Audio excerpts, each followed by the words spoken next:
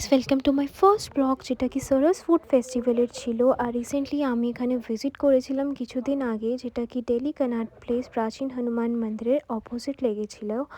আর এখানে গিয়ে আমি দেখলাম ডিফারেন্ট ডিফারেন্ট স্টেটসে ডিফারেন্ট ডিফারেন্ট ফুড স্টলস লেগেছিল আর অনেক রিজনেবল প্রাইসেসে মিলছিল।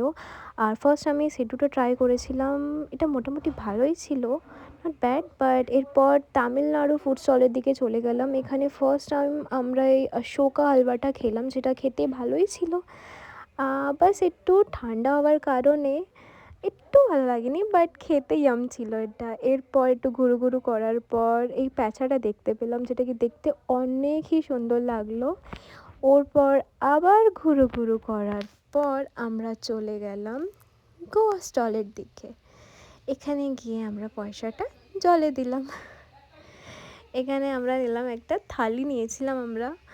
আর থালিতে ছিল প্রনস কারি, একটা ফিশ ফ্রাই, স্যালাড, আরেকটা ভেজিটেবল কিছু ছিল। আর এটা ছিল কোকোনাট রায়তা টাইপ রাইস দিয়েছিল, যেটা খেতে মোটামুটি ভালো ছিল। এরপর রাগি মোমোস খেলাম, যেটা কি খেতে অনেকই ভালো ছিল, অনেক জুসি ছিল। আর এটা লাস্ট। এরপর আমরা ফিডব্যাক দেখে সবার বাড়ি চলে আসলাম। বাস এইটুকু। Thanks for watching, and please like, share and subscribe.